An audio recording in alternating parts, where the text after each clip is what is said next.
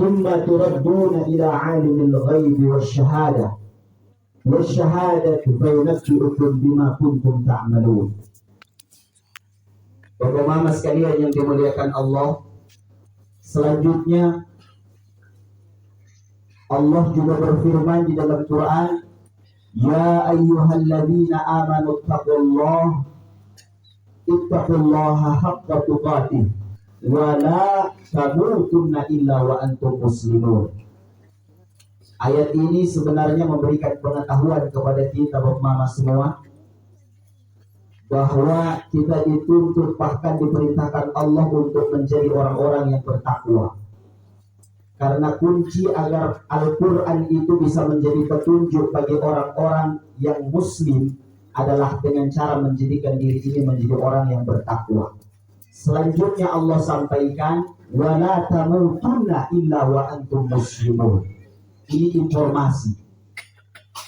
Jangan kalian meninggal dunia terkecuali dalam keadaan muslimun. Artinya ada orang Islam namun meninggal dunia akhir hayatnya itu dalam keadaan menjadi orang yang fasik. Maka dari itu kita dituntut terus menerus oleh Allah. 115 kali Allah perintahkan kita untuk selalu meningkatkan takwa itu, agar insya Allah kita mati atau meninggal dunia dalam keadaan menjadi orang-orang yang beriman kepada Allah Subhanahu wa ta'ala. Wa qala Nabi sallallahu alaihi wasallam, dzikrul anbiya minal ibadah. Mengingat para nabi, mengingat para rasul merupakan ibadah. Zikrus salihin minal kafarah. Kalau kita perbanyak mengingat akan orang-orang yang soleh, kata Nabi, itu merupakan kafarah, merupakan tebusan untuk dihapusnya dosa-dosa kita. Zikrul maut minas sodaqah. Kalau kita perbanyak untuk mengingat kematian, kata Nabi, itu merupakan bagian daripada sedekah kita. Zikrul kubur yugharribukum ilal jannah. Kalau kita perbanyak untuk mengingat kubur, kata Nabi, yugharribukum ilal jannah. Ini memudahkan kita jalan menuju kepada surganya Allah Subhanahu wa ta'ala. Bapak-bapak sekalian yang dimuliakan Allah, satu hadis lagi yang ingin saya sampaikan, dan ini mungkin sekaligus memberikan motivasi kepada keluarga yang sedang ditimpa musibah. Saya punya bayi, saya punya nenek di sini, kebetulan saya punya adik kemarin yang baru dipanggil oleh Allah. Jadi kami dapat info tentang meninggalnya adik Azizah ini. Cuman mungkin media yang salah itu. Di situ tertulis, kebetulan saya juga sudah pindah di Universitas Maulana Malik Ibrahim Malang. Kami di grup Malang itu diinfokan Azizah cuman dari provinsi NTB. Bapak Ibu sekalian yang dimuliakan Allah, ketika mendengar berita tenggelam, kemudian saya baru tahu kalau saya punya bayi Latif Dapa, punya anak, terus saya istighfar. Ini Bapak Ibu sekalian yang dimuliakan Allah, yang ingin saya sampaikan adalah hadis Nabi, Asy-syuhada'u khamsah. Ini pesan daripada Nabi. Orang yang mati syahid itu ciri-cirinya ada 5. Yang pertama kata Nabi, al-mat'un. Dia mati karena dalam keadaan terkena wabah atau penyakit. Yang kedua kata Nabi, wal mat'un, meninggal ketika dia itu terkena penyakit perut. Jadi sakitnya itu di dalam perut, apapun jenis bentuk sakitnya terletak di perut, maka itu insya Allah mati dalam keadaan syahid. Dan yang ketiga, di antara 5 itu Bapak Mama semua yang dimuliakan Allah, Salah satunya adalah orang yang meninggal dunia dalam keadaan tenggelam. Saya penasaran dengan ini hadis, Bapak Mama semua. Makanya tadi saya masih sempat buka buku atau kitab yang dikarang oleh Syekh Yusuf Al-Qaradawi. Saya penasaran, orang yang meninggal dalam keadaan tenggelam juga dikategorikan sebagai syahid. Bagaimana kalau dia itu kerjaannya maksiat setiap hari, kemudian dia mati dalam keadaan tenggelam? Apakah dia ini layak masuk dan tergolong sebagai orang yang mati dalam keadaan syahid? Ini saya buka nama kitab ini, Kaifa Nata'amma As-Sunnah An-Nabawiyah.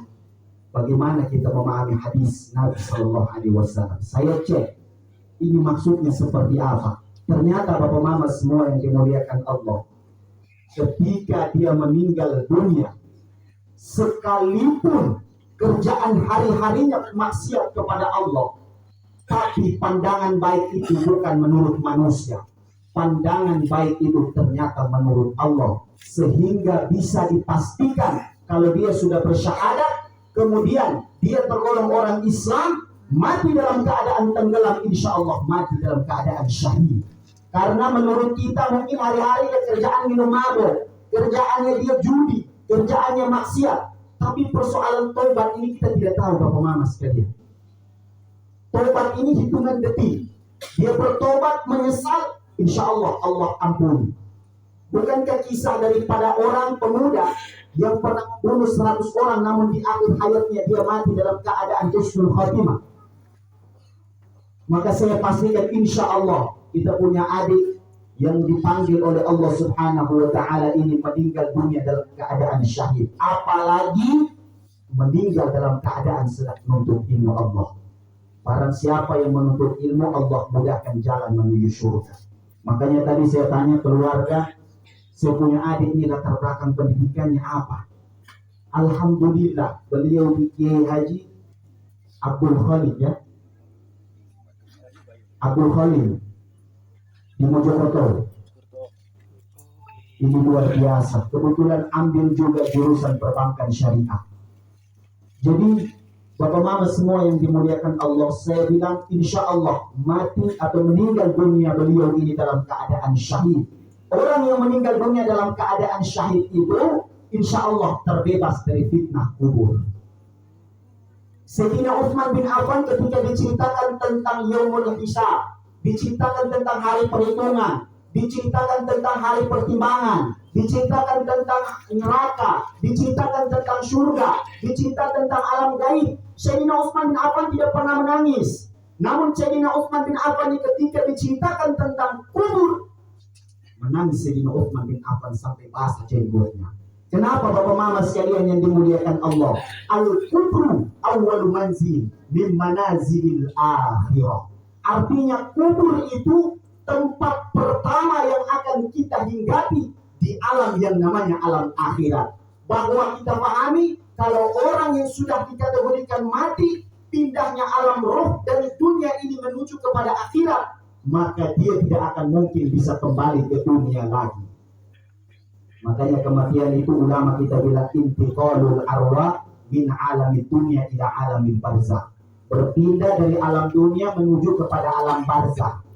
Menuju kepada alam barzakh melalui dinding yang berdiri kokoh. Dinding yang berdiri kokoh itu yang dia punya nama barzakh. Ini barzakh ini kalau ruh sudah pindah dari dunia masuk ke dalam alam ini, alam akhirat, maka ila yaumi yub'atsun, sampai hari kiamat juga tidak akan bisa lagi itu ruh pindah ke dunia kembali. Makanya saya tegaskan, kalau roh gentayangan, roh tergantung, roh suwangi, ke roh apa itu, tidak ada. Tidak ada dalam istilah Islam. Bahkan 4 mazhab pun sepakat tidak ada. Roh-roh yang sudah mati berpindah dari alam dunia ke alam akhirat, tidak akan mungkin dia bisa kembali ke dunia lagi. Bahkan ditegaskan lagi, mati suri itu tidak ada. Dalam Islam kita tidak kenal yang namanya mati suri. Kalau dia pergi mati itu dia hidup lagi, berarti dia belum mati. Kecuali dia sudah mati dan tidak, arwahnya sudah pindah ke akhirat, maka dia tidak akan bisa pindah ke dunia lagi. Terus, Ustaz, ada penampakan yang mirip Pak kayak orang yang meninggal ini. Persis. kayu tidak beda jauh. Dia bangun, saya bangun lari. Malam itu saya bangun, saya kurus, tidak bisa bangun lari. Kenapa? Ternyata dia ini bukan roh daripada orang yang sudah meninggal dunia, Bapak Mama semua. Ini dikenal dalam Islam qarin. Qarin itu kita semua punya. Jin. Jin yang menyerupai orang yang sudah meninggal itu, dia tujuannya untuk menyesatkan kita. Jadi tidak ada. Bah, tadi saya jalan dari sini ke sana, saya lihat persis.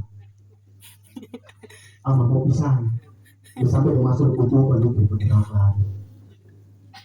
Berhenti. Itu dulu yang kita dorong pakai akal kita buat anak-anak kecil. Tapi hakikatnya memang ada, tapi bukan roh, tapi jin, Bapak Mama semua yang dimuliakan Allah.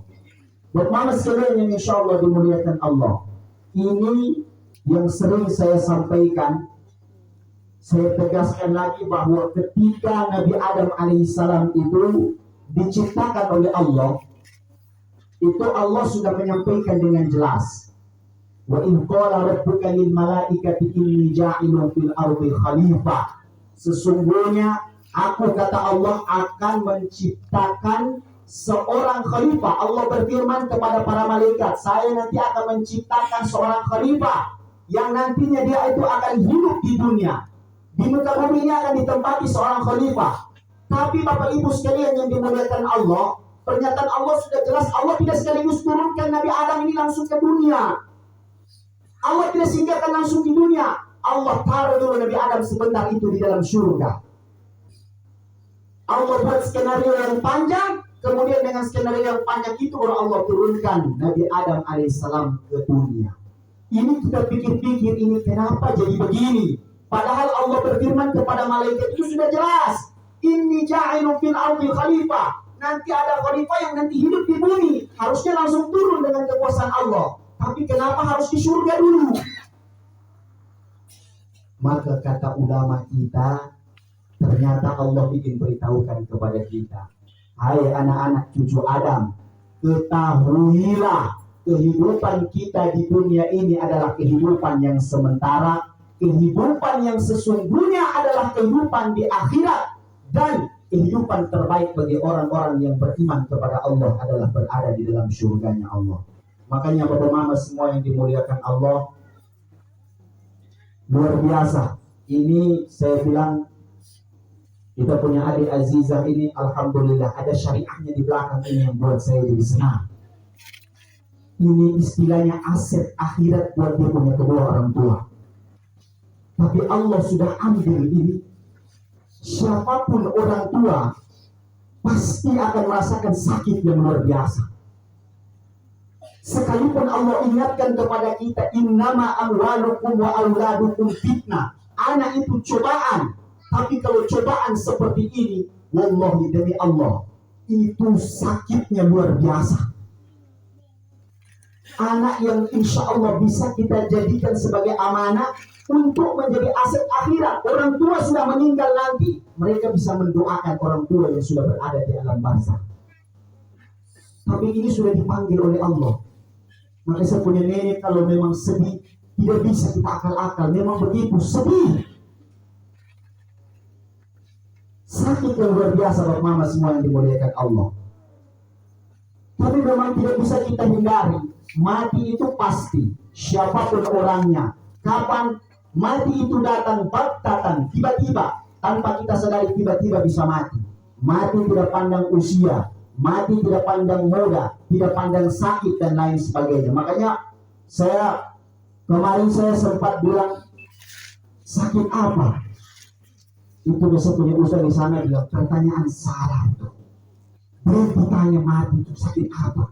Kita kan biasa identiknya, orang mati, orang meninggal dunia ditanya sakit apa, Pak? Bapak Ibu sekalian, mati tidak ada hubungannya dengan sakit. Orang sakit juga mati, orang tidak sakit pun juga mati. Maka Bapak Mama sekalian yang dimuliakan Allah, aset akhirat inilah yang memberikan motivasi kepada kita, khususnya orang tua. Kalau bisa kita punya anak-anak orang itu, kalau anak 5, anak 6, anak 7, minimal 1 itu ada yang kita kasih sekolah agama. Itu aset akhirat. Bukan berarti sekolah agama lu tidak kita kerjanya kerja agama saja. Kerja agama juga, kerja umum juga. Kasih masuk dia SMP itu sekolah agama. Kasih masuk, kirim dia itu pesantren. Kirim itu pesantren waktu SMP selesai, kirim. Dia belajar 3 bulan pulang. Pulang baru dia mau tes tentara kok. Dia mau tes tentara atau polisi atau kerja umum terserah. Tapi setidaknya mama semua sudah kasih landasan agama di ibu anak. Supaya kalau dia besok jadi polisi, polisi yang beriman. Jadi tentara, tentara yang beriman.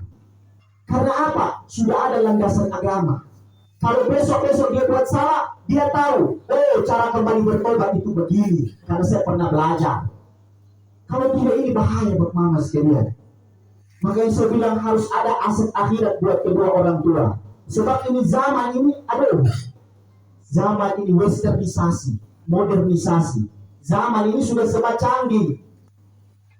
Jadi kalau kita tidak punya pengaruh, bahaya.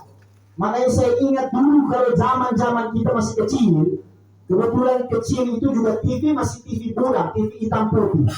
Itu juga orang-orang punya uang baru bisa beli TV. Jadi kita punya dengar-dengar, ini dengar-dengar tidak pernah dengar lagu-lagu barat orang. Yang kita dengar ini lagu-lagu dan syair-syair yang alhamdulillah itu mendidik kita. Dulu saya punya mama kalau duduk waktu kecil, adik waktu kecil gendong, sering sekali menyanyi itu kita hafal sampai saat ini. Pada zaman dahulu kala, sini buat mama, karena memang dulu nyanyian enak semua. Pada zaman jahiliyah, sebenarnya kenapa? Lahirlah seorang nabi. Siapa yang bernama nabi? Kan banyak. Nabi yang keberapa? Yang terakhir dan mulia, Nabi Muhammad namanya, Siti Aminah ibunya, Abdullah nama ayahnya, di Madinah tempat tinggalnya. Terus setelah dewasa dia diangkat menjadi Rasul oleh Allah yang kuasa, pencipta alam semesta. Ini nyanyian dulu, ini nyanyian manfaat semua. Karena kita mau kenal HP, kita mau kenal modernisasi, westernisasi, pengaruh-pengaruh barat kita mau kenal. Jadi didikan orang tua itu alhamdulillah manfaat semua. Bahkan orang tua ini sering ajar kita, jangan dulu makan kalau orang tua itu belum makan. Itu kalau kau makan dengan berkonsisten buat orang tua, sungguh adab. Kau buat adab yang buruk kepada orang tua, itu sopan santun. Adab orang tua sudah ajar kita dulu itu begitu. Hebat mamas yang dimuliakan Allah. Sekarang coba kita lihat. Ini HP. Bapak, ini hari kita ketik sudah langsung, Pak. Kita buka TikTok. Anak datang ke dia punya mama, saya bilang kemarin. Anak datang ke dia punya mama, mama, aku masih ting-ting.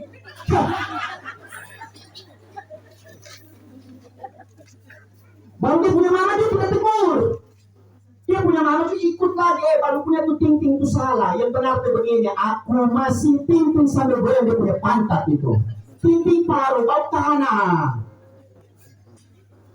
Allahu Akbar. Kenapa Bapak Mama semua yang dimuliakan Allah? Karena pendidikan agama itu belum tertanam dalam hati.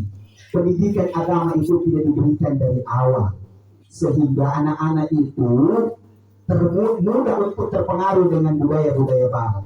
Maka Bapak Ibu sekalian yang dimuliakan Allah, setidaknya dari sekian banyak anak-anak, coba kita prioritaskan satu, itu aset akhirat.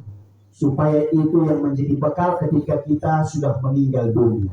Yang kedua, Bapak Mama semua yang dimuliakan Allah, jadi hidup ini perlu ada ilmu agama yang diprioritaskan. Itu yang membentengi kita. Dengan ilmu hidup jadi mudah, begitu kata guru-guru kita. Tapi ilmu ini juga terkadang Bapak Mama semua, zaman ini membuat kita yang pelajar saja.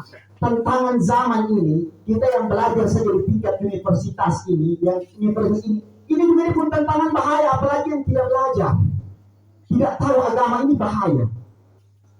Kita yang di jajaran strata 2 saja, ya Allah, tantangan luar biasa.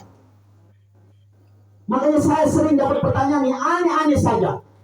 Kalau dapat ilmu, ilmu itu digunakan untuk menjadikan kita ini semakin dekat dengan Allah. Bukan tanya yang aneh-aneh.